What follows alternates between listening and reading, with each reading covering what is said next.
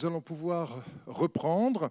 Le souci, bien sûr, qui a été celui du collectif qui a organisé ces 2 journées, c'est de faire en sorte qu'il ne soit pas question que de recherche en sciences dures et que les sciences humaines et sociales aient leur place.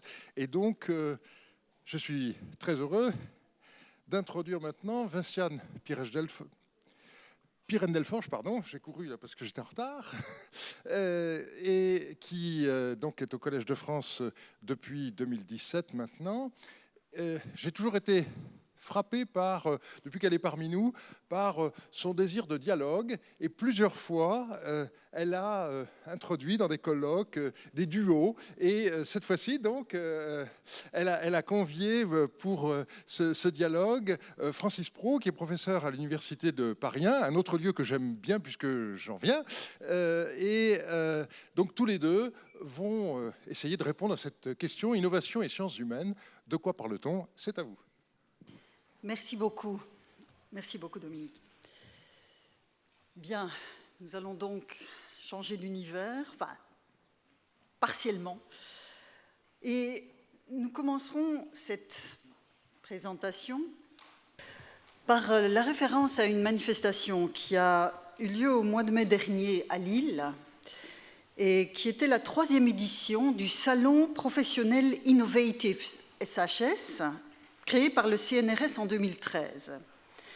Alors, en français, Innovatives SHS devient Salon, non pas de l'innovation, comme vous le voyez à l'écran, mais de la valorisation en sciences humaines et sociales. Alors, le glissement de l'innovation à la valorisation est loin d'être anodin, et il forme en fait le cœur du propos que nous avons souhaité aborder dans le cadre de ce colloque de rentrée sur recherche et innovation qu'est l'avenir.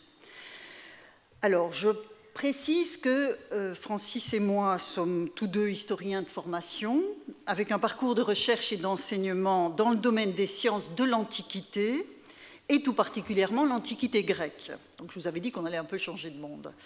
En outre, et c'est pourquoi le tandem s'imposait, outre mon goût pour le dialogue et l'interaction, ce qui imposait le tandem, de mon point de vue, c'est le fait que Francis Prot est chargé de mission au ministère de la Recherche et de l'Innovation depuis 4 ans, et il est dès lors confronté quotidiennement à la question de la place des sciences de l'Antiquité, des humanités au sens large, dans le concert des grandeurs et des misères qu'un ministère de ce type rencontre dans le soutien à la recherche française en SHS. Et je reviens un instant au Salon Innovatives SHS et aux attendus de l'appel à projet qui a été lancé en juin 2018, donc pour cette manifestation en mai 2019. L'événement avait pour mission, je reprends les éléments qui étaient présentés sur le site, de promouvoir les activités de valorisation et de transfert des recherches en SHS, d'illustrer la capacité des équipes de recherche à transférer les résultats de leur recherche vers les groupes industriels, les PME, PMI, les collectivités locales et le monde associatif, de témoigner, je cite toujours, de l'extrême diversité des savoir-faire des unités SHS en matière de valorisation, outils logiciels ou multimédia, innovation de transfert, de rupture ou d'usage et de connaissances, et enfin d'accompagner l'évolution de la recherche qui encourage les équipes SHS à mieux afficher leurs activités de valorisation. L'édition 2019 de ce salon entendait aussi valoriser l'expression des innovations, c'est comme ça que c'était libellé, débats interactifs sur le principe du speed dating. Elle invitait les équipes retenues à construire leurs argumentaires pour une interaction directe avec le public cible qu'elles auraient elles-mêmes invité. Bon. Inutile de se perdre dans les abîmes d'une longue réflexion pour prendre la mesure du fossé qui sépare ces intentions, aussi louables soient-elles, des ambitions de la recherche en sciences de l'Antiquité, en particulier, c'est notre domaine, et plus généralement, celle des disciplines dites des humanités, une appellation que nous assumons et qu'il nous faut tout d'abord circonscrire au sein des SHS. Nous en viendrons ensuite à la question de l'innovation en différentes étapes. Voilà le plan de notre intervention commune.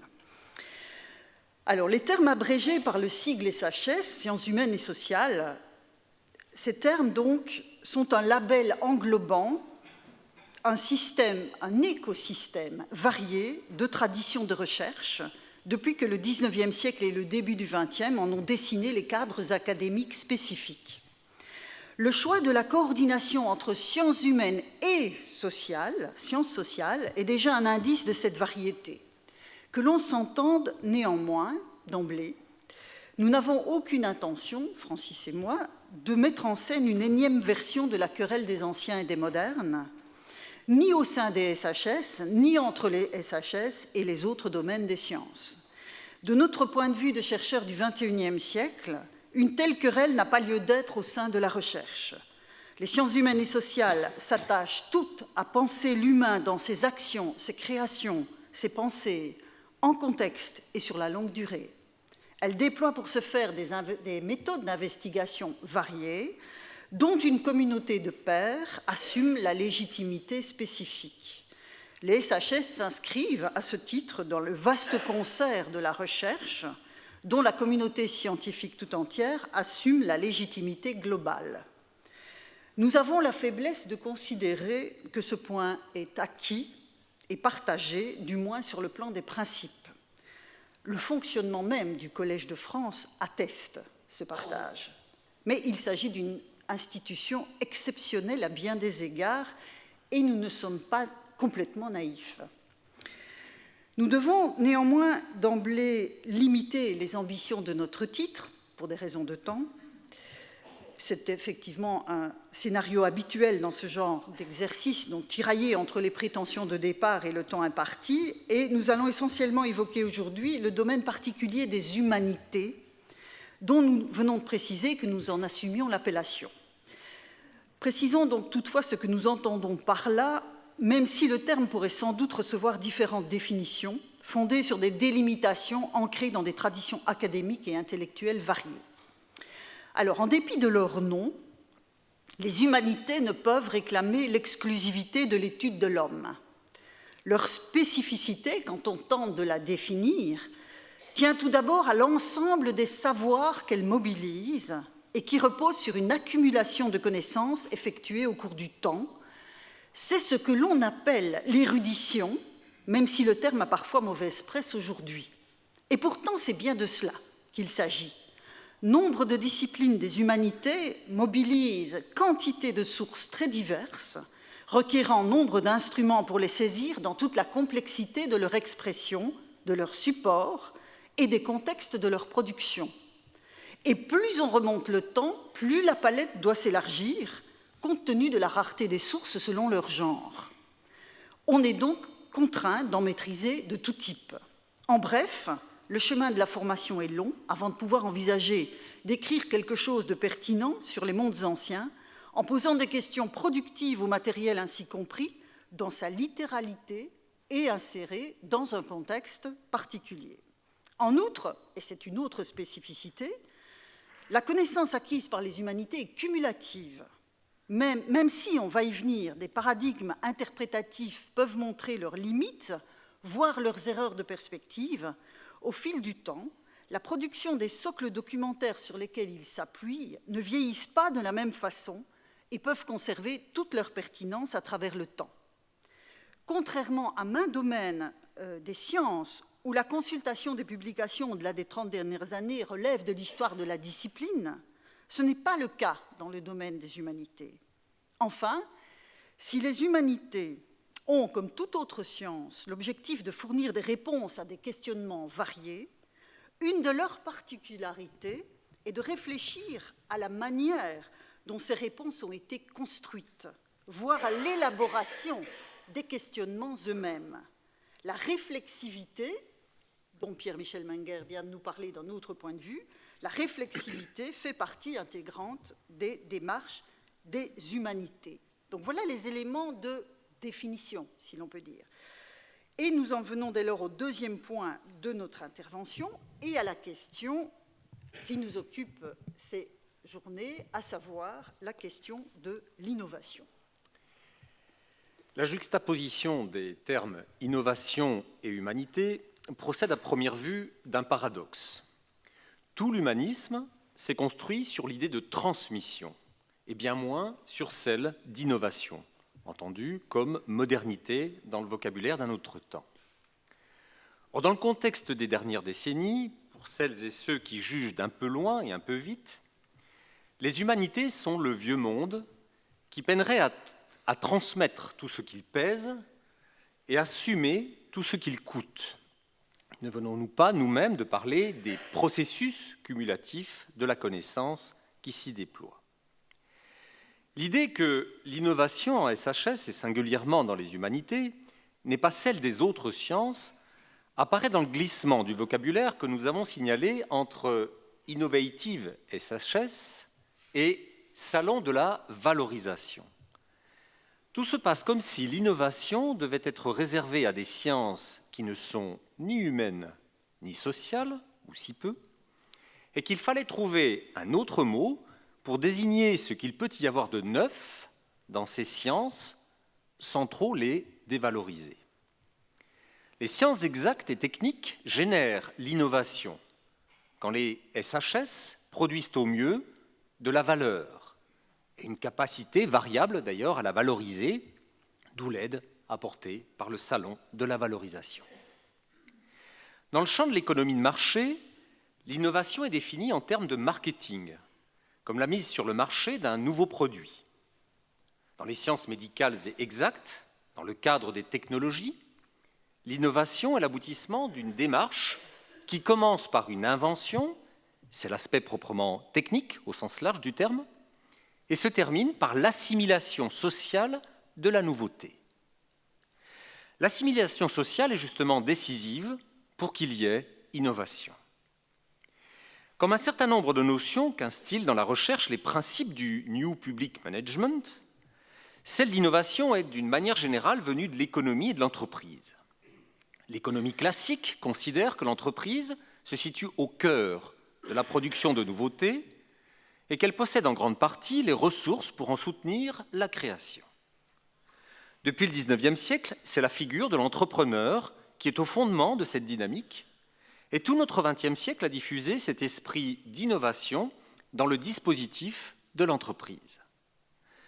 Ce dispositif n'est plus seulement attaché à la figure de l'entrepreneur.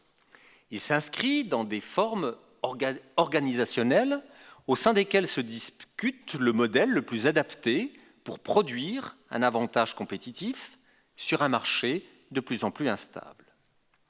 Ce marché est marqué par une concurrence forte, des cycles de vie des produits de plus en plus courts et une course perpétuelle à la création de nouvelles formes de services et de produits pour répondre à la diversité des marchés et créer de nouveaux besoins chez les consommateurs, une forme particulièrement discutable d'assimilation sociale de la nouveauté.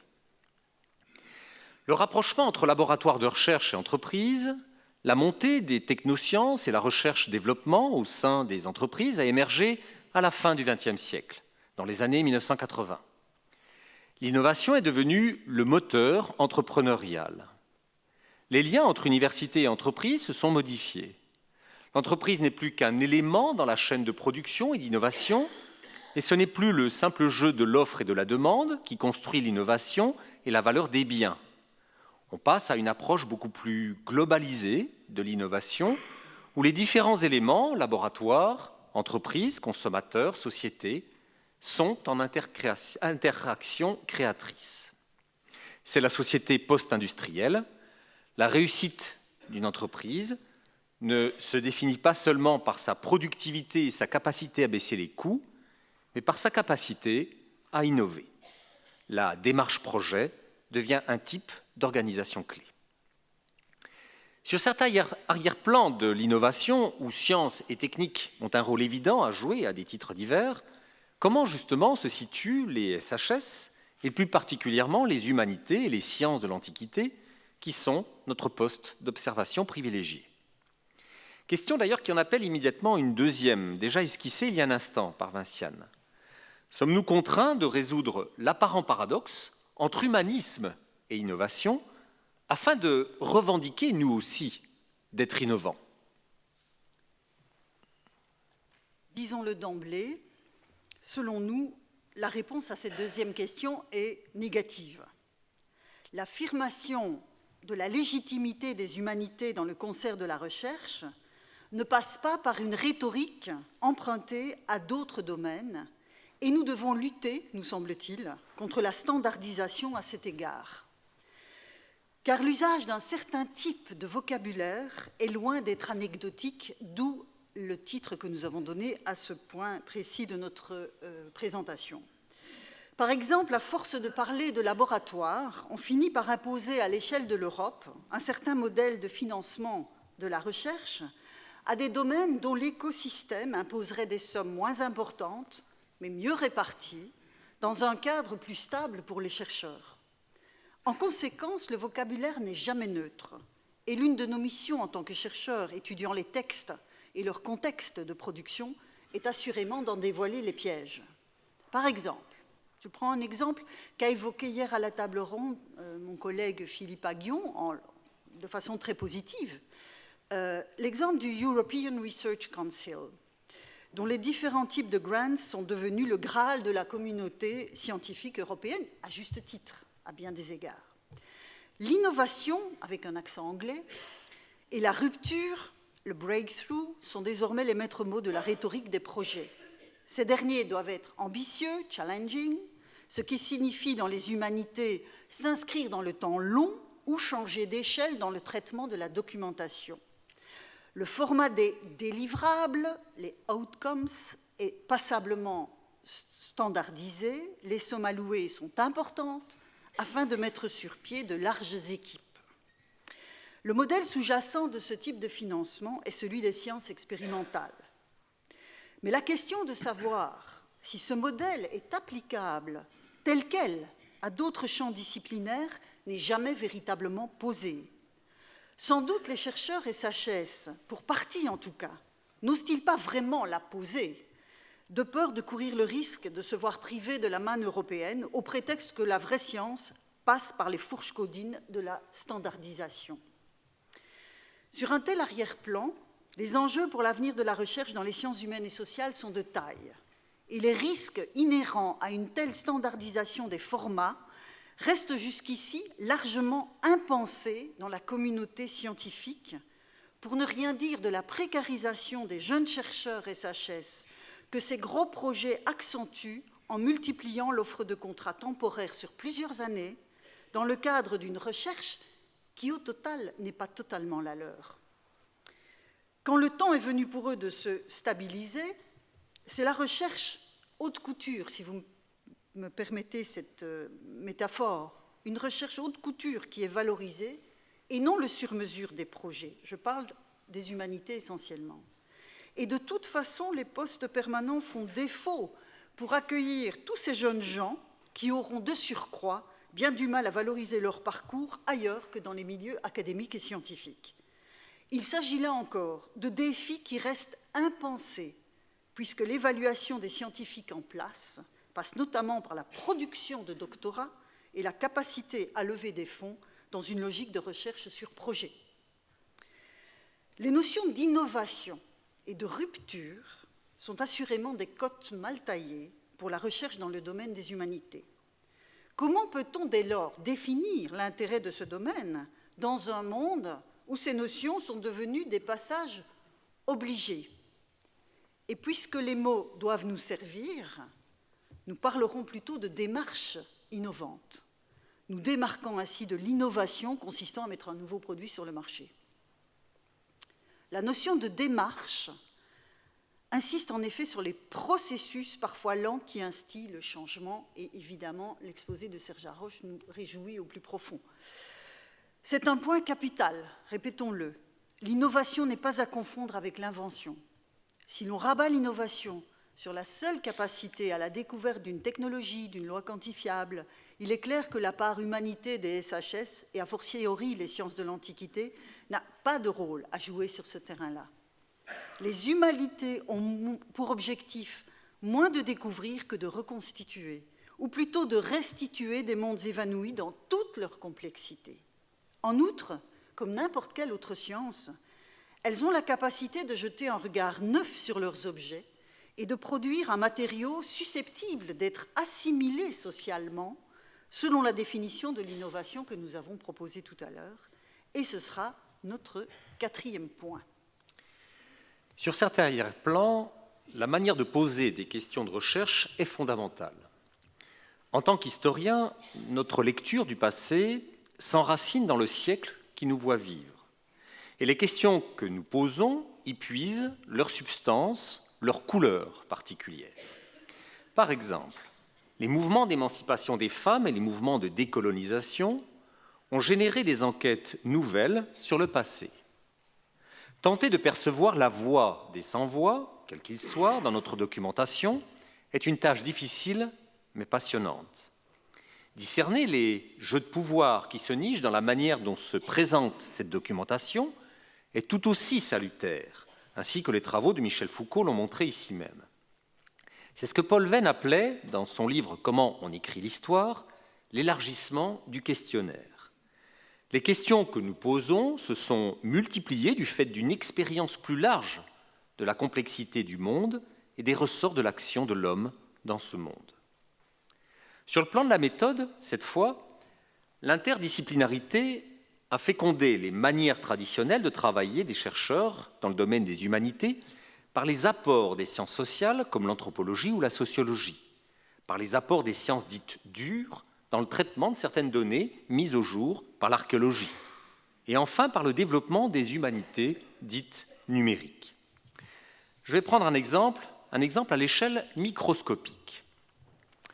Dans le cadre du LABEX, Lascar Bordeaux, un programme intitulé Alien, porté par mon collègue Alain Bouet, sur l'hygiène des sociétés du monde grec et romain, fondé sur l'étude combinée des marqueurs parasitaires détectés dans les résidus stercoraux prélevés dans les comblements des systèmes d'évacuation antiques sur le site de Délos, quelques autres Cyclades, et puis aussi de l'ichtyofaune marine et du saccicole, pêchée et consommée, telle qu'elle apparaît elle aussi dans le même espace géographique, permet d'apporter non seulement des connaissances positives nouvelles, mais surtout d'orienter durablement les conceptions historiques qui prévalent en matière d'alimentation, d'environnement, de mode de vie sur le mode antique. Pour étudier sur le temps long les rapports écologiques et évolutifs entretenus entre les populations humaines et leur environnement, le projet Alien prend pour base de départ l'île de Délos, qui, par son histoire et la richesse de sa documentation matérielle, apparaît comme un véritable petit laboratoire. Jamais une étude n'avait ainsi embrassé la totalité des données permettant de reconstituer une chaîne alimentaire avec des moyens modernes d'investigation, non seulement sur le site de Délos, mais aussi à l'échelle finalement de la Grèce. Si quelques données matérielles avaient pu être publiées, si certaines synthèses fondées exclusivement sur les données de la tradition manuscrite avaient permis la mise en évidence de perspectives générales, jamais l'étude des données ichthyologiques d'un site antique n'avait servi de fil conducteur thématique pour aborder les questions écologiques telles que l'exploitation des milieux aquatiques par l'homme, la pêche et la relation au milieu technique, les habitudes alimentaires, les modes de représentation qui les accompagnent, ou encore la place du pêcheur dans la société. Jamais n'avait été proposée une telle exploitation des résidus urinaires et stercoraux, transformés au fil du temps en concrétions, qui peuvent être récoltés par les méthodes archéométriques dans les latrines ou les conduites d'évacuation des espaces domestiques. Elle peut également renseigner sur les conditions de vie et d'environnement des populations ayant produit ces déchets biologiques. Au final, c'est moins l'accroissement des connaissances qui est significatif que les réflexions que ce programme engage par l'étude de parasitoses anciennes. Par la collecte archéologique de l'infiniment petit, il est désormais possible de mesurer les changements au cours du temps par une approche diachronique dans les modes de consommation, notamment halieutiques, l'état sanitaire, la charge parasitaire, les contextes paléo-environnementaux, les relations homme-milieu et leur évolution. Au-delà de la simple enregistrement nosologique, le projet Alien vise à non seulement s'assurer du concours de toutes les autres sources, historiques, archéologiques, épigraphiques, biologiques et paléo-environnementales, mais surtout à jeter un éclairage totalement neuf sur ces activités humaines en termes de migration des populations, d'hygiène, de santé, de pratiques agronomiques, urbanistiques, alimentaires, socio-économiques. La mise en évidence morphologique et moléculaire du parasite n'est pas un simple résultat documentant l'état sanitaire des populations grecques antiques dans les milieux insulaires ou continentaux, mais surtout une donnée permettant de reconstituer la relation homme-environnement, notamment à travers les pratiques alimentaires. Du côté des humanités numériques, de nouveaux outils offrent de remarquables opportunités, que ce soit par la mise à disposition à large échelle de documents qui restaient peu accessibles, par l'enrichissement de la production même de ces documents, que ne permet pas de la même manière une édition livresque, mais aussi, et peut-être surtout, par la manière totalement inédite dont ces outils permettent d'explorer la documentation écrite ou matérielle des cultures anciennes à des échelles qui n'étaient pas accessibles jusqu'ici. Du microscopique, illustré par le projet Alien, on peut passer au macroscopique. Un projet emblématique est mené par l'École polytechnique de Lausanne, sous la direction de Frédéric Kaplan, projet appelé, vous en avez sans doute entendu parler, Venice Time Machine, avec une exploitation approfondie des archives de la ville de Venise, dans le but de reconstituer le développement urbain et social de la cité, tout en fournissant une archive digitale ouverte. L'outil numérique permet en effet de changer totalement d'échelle et d'atteindre des niveaux de connexion entre les types de documentation, les types d'archives, jusque-là inédits.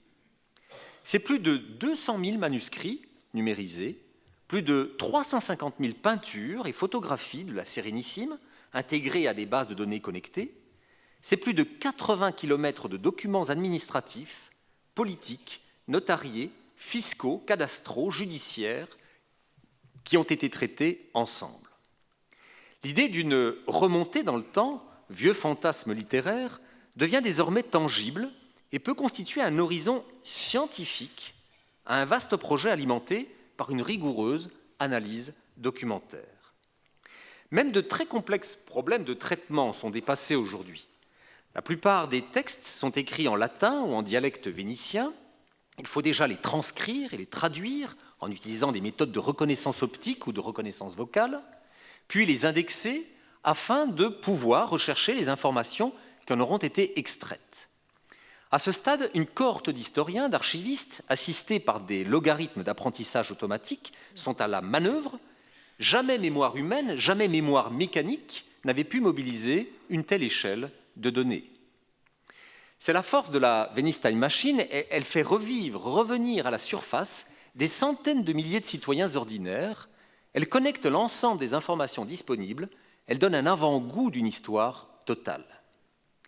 Les ambitions du projet sont considérables puisque d'autres time machines de ce type devraient se développer pour d'autres villes européennes. Toute une série de questions restent en suspens, comme notamment celle de la sélection de l'information qui nourrit ce projet. Mais un tel choix est inhérent à n'importe quelle constitution de corpus, mais à l'échelle du big data, les implications sont encore incommensurables. Ces deux exemples ne sont bien sûr que des exemples, et il nous faudrait allonger la liste en puisant dans d'autres domaines. Ils montrent bien en tout cas que les démarches innovantes en SHS passent par l'interdisciplinarité, par la convergence des outils sur des questions de société que l'on s'est toujours posées, mais qui restaient bien souvent sans réponse, et par un changement d'échelle dans la capacité de formuler des hypothèses et d'élaborer des preuves sur un ensemble de questions, somme toute, assez courantes, parce que fondamentales. Mais il convient de donner du sens au traitement massif des données. Les humanités numériques ne mobilisent pas que des dimensions techniques, elles doivent s'inscrire dans des problématiques, les problématiques des disciplines qu'elles servent, et ne peuvent être un objectif en soi. Comme Francis vient de l'évoquer avec la Venice Time Machine, les changements d'échelle sont parfois assimilés aux innovations en SHS, mais ces changements d'échelle imposent encore plus d'attention à la phase de constitution des corpus, quels qu'ils soient. Si des biais s'introduisent à ce stade, qui ne sont pas identifiés, neutralisés, aucune théorie, aucune perspective fondée sur un traitement quantitatif, aussi intéressante cette théorie soit-elle, n'aboutira à des résultats valides. En l'absence de phase expérimental de test qui soit reproductible, comme dans d'autres champs disciplinaires, les humanités restent redevables d'un traitement irréprochable du matériel documentaire mis en œuvre. D'où la nécessité de continuer à soutenir les recherches de fond sur la constitution de cette documentation, que ce soit des éditions de textes ou des fouilles archéologiques suivies de la publication du matériel mis au jour. Ces étapes essentielles de la recherche sont toujours plus difficiles à valoriser dans les collectes de fonds, précisément parce qu'elles ne seraient pas suffisamment innovantes. Mais ce tout à l'innovation est un leurre dramatique dans certains secteurs. L'exemple des bases de données est un autre révélateur des problèmes liés au financement et à l'innovation. En effet, bon nombre de projets aujourd'hui se fondent sur la constitution de ce type d'outils. Mais si ces bases de données, quel qu'en soit l'intérêt, on ne se prononce pas ici sur l'intérêt de l'outil, quel qu'en soit donc l'intérêt, la qualité, le sujet, si elles s'arrêtent d'être nourries à la fin du projet finançant les chercheurs à l'origine de sa constitution et de son enrichissement, l'investissement de départ, parfois important, peut n'être au final qu'un coup dans l'eau. Or, la recherche de financement complémentaire pour un projet déjà engagé est un chemin de croix pour les porteurs de ce type d'initiative.